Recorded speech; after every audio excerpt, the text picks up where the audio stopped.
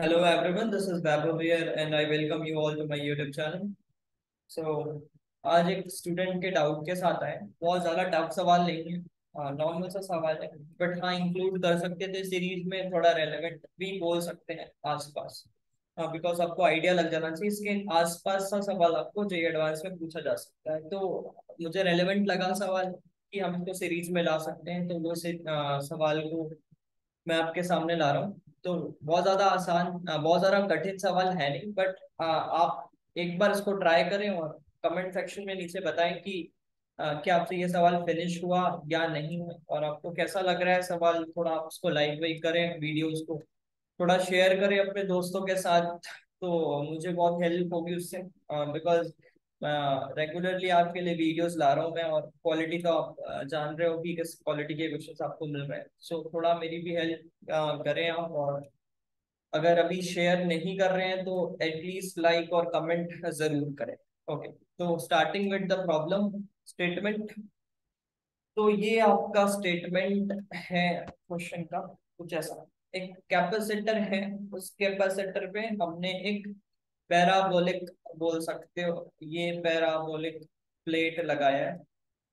आपको ये वाला एक्सेस वाई बोला गया है, ये वाला एक्सेस एक्स बोला गया है। सवाल पे यहाँ पे फिगर में बना नहीं है, बट बना होना चाहिए। ठीक है, ये वाई वाला पार्ट है, ये एक्स वाला पार्ट है, और ऊपर वाला ये वाई लिख लेते हैं, उसको एक्स लिख कर। इस तरह से कुछ पैराबोलिक है, ये आपका प्लेट है और ये आपका सेकंड प्लेट है, और उसके बीच में ये डाइलेक्ट्रिक है। ये जो हमारा पैराबोलिक शेप बना है ये एक डाइलेक्ट्रिक है। इसकी कैपेसिटेंस हमें जानना है कि क्या कैपेसिटेंस होगा उसका। ये लेंथ आपको ए बताया गया है, और साथ में अगर ये ए बताया गया है तो मैं इसको ए बाई टू लिखूंगा।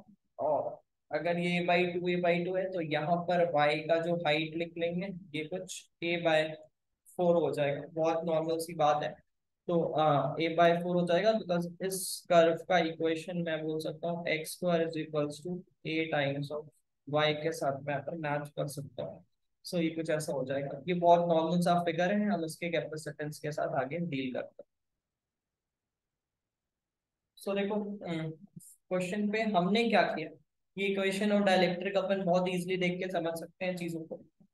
तो इस तरह के पैराबोला बना हुआ है। कुछ सवाल में एक्चुअल में सवाल जो भेजा गया था मुझे, उस पे इक्वेशन इक्वेशन थोड़ा दिया था, मैंने हल्का सा मॉडिफाई किया जिससे कि इंटीजर टाइप क्वेश्चन बन जाए, वो सब्जेक्टिव टाइप क्वेश्चन बन रहा था।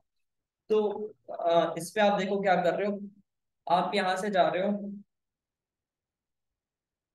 किसी एक्स पे, आप यहाँ से जा रहे हो किसी एक्स पे, और एक डीएक्स का छोटा सा हमने एक स्ट्रिप सा काट लिया, ऐसा लंबा सा स्ट्रिप सा काट लिया है डीएक्स लेंथ।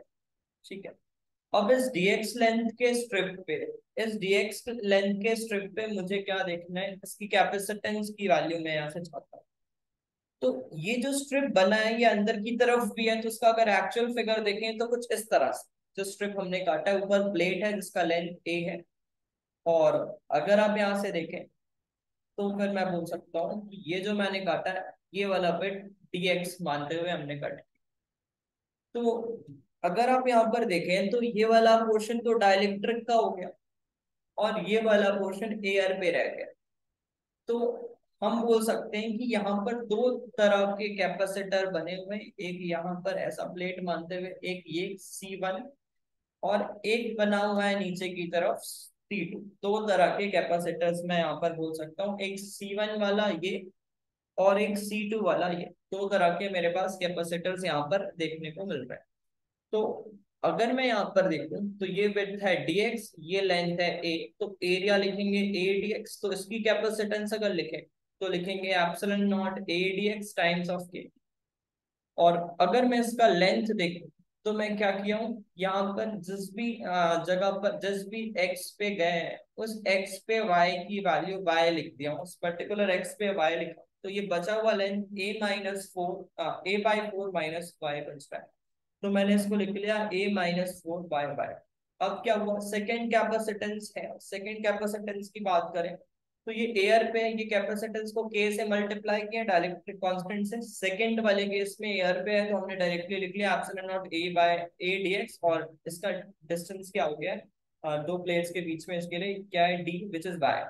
सो यहाँ से अगर इसका नेट कैपेसिटेंस देखें तो ये तो मुझे सीरीज में दिख रहे हैं, तो अगर सीरीज में दिख रहे हैं तो हमने इनको ऐड वैड किया कुछ ऐसा, इस तरह से इक्वेशन बनाते हुए ऐड किया, ऐड करने से मुझे रिजल्ट कुछ ऐसा मिला। तो रिजल्ट कुछ ऐसा मिला जिसका मतलब है कि ये 1/dc की वैल्यू आ गई थी, डीसी की वैल्यू छोटे से कैपेसिटेंस की वैल्यू यहाँ से मुझे मिल रही है एप्सिलॉन नॉट ए dx, और ये वाला टर्म कुछ ऐसा। ठीक है, अब मुझे क्या करना है, ऐसे ही बहुत सारे स्ट्रिप बनाने, हर एक एक्स पे बनाना है। और आप देखोगे कि वो दो प्लेट्स के बीच में, मतलब दो सेम पोटेंशियल के बीच में, मतलब वो पैरेलल में बनेंगे, मतलब मुझे एक तरह से इन सारे कैपेसिटेंस, इस कैपेसिटेंस का इंटीग्रेशन कर देना चाहिए। कहाँ से कहाँ, ये तो मैंने बीच से बना दिया है, एक्चुअल में ऐसा है नहीं। तो मुझे इंटीग्रेट कर देना चाहिए, अगर मैं यहाँ से दिखाऊं तो ये मुझे ऐसे ही प्लेट्स बनाना चाहिए, प्लस a/2 होगा, ये हो जाएगा -a/2, और मुझे इसका कैपेसिटेंस ऐसा मिल जाता है। ठीक है, तो बस इसका इंटीग्रेशन बनाना है मुझे, +a/2 से -a/2 तक। तो ये मेरा डीसी की वैल्यू आ गई थी। अब देखो यहाँ पर y का जो टर्म था उसको x से रिप्लेस कर दिए, विच इज x² 8, और फिर इसको अपन फर्दर किए, इसका इंटीग्रेशन बना लिया यहाँ से यहाँ कुछ ऐसा।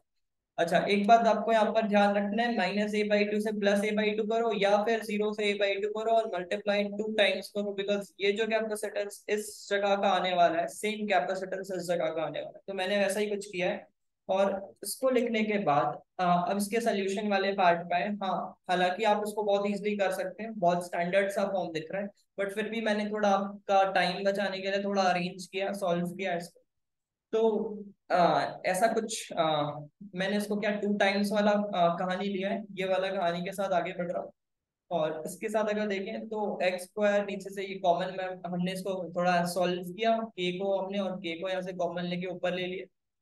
सो जो k वाला टर्म है ये ऊपर की तरफ हो गया, और k-1 यहाँ पर आया था, k-1 से मल्टीप्लाई डिवाइड कर दिया हूँ मैंने इक्वेशंस को, तो यहाँ पर बस x² वाला टर्म बच रहा है। k को तो मैंने ऊपर रख दिया है, शायद यहाँ पे मैंने k दिखाया नहीं है, बट एक k भी है यहाँ पर, मिसिंग है शायद।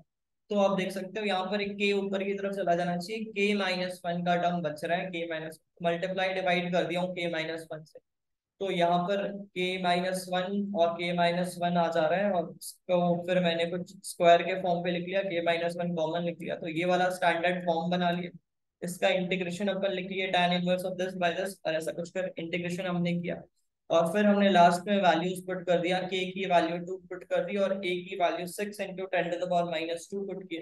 तो जब आप यहाँ पर वैल्यूज पुट करते हो तो आप देखोगे ये 12/4 और कैंसिल होके कुछ ऐसा आ रहा है, तो यहाँ से वैल्यू जो हमारा जो स्टैंडर्ड टर्म था, जो कि मिसिंग टर्म था, उसकी वैल्यू 3 आ रही है।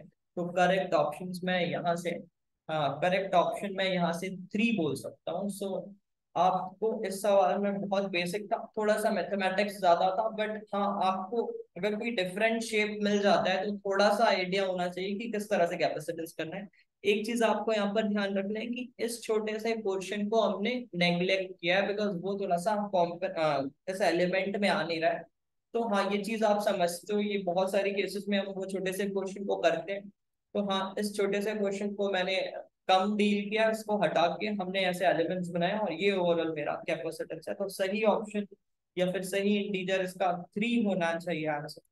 तो ये था आपके लिए एक आसान सा सवाल, बट हाँ आप इसको कर सकते हैं। सो मिलते हैं अगले वीडियोस में, थोड़ा लाइक करें और कमेंट वगैरह करके बताएं कि वीडियोस आपको कैसी लग रही। Thank you.